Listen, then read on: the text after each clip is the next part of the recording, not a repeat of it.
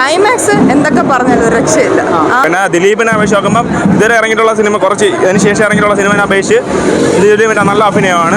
ഹൃദയത്തിൽ തട്ടുന്ന മൂവിയാണ്. ബാൻഡ്ര എന്ന സൂപ്പർ ഹിറ്റ് ചിത്രത്തിന് ശേഷം ദിലീപ് നായകനായിരുന്നു തങ്കമണി. അപ്പോൾ തങ്കമണിയിലൂടെ ദിലീപ് തിരിച്ചു വരുമോ? കണ്ടക്കുന്ന ഓഡിയൻസിനോട് റിവ്യൂ റെസ്പോൺസ്. തിയേറ്റർ എക്സ്പീരിയൻസ് ആയിരുന്നു.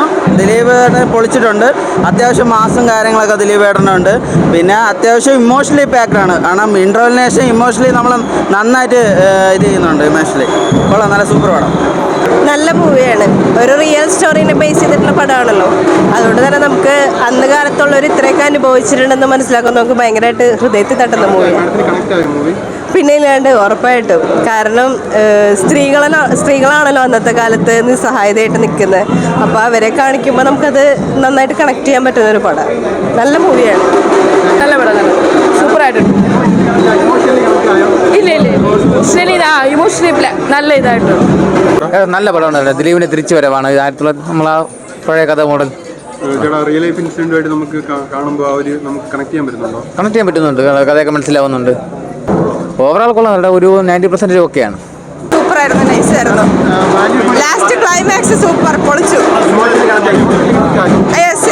അതെ അതെ. എന്താ പറയുക, നമ്മൾ ഒരുപാട് കേട്ടിട്ടുണ്ടല്ലോ തങ്കമണി എന്ന് പറയുന്ന ഒരു സംഭവം നമ്മൾ കേട്ടിട്ടുണ്ട് കേരളത്തിൽ.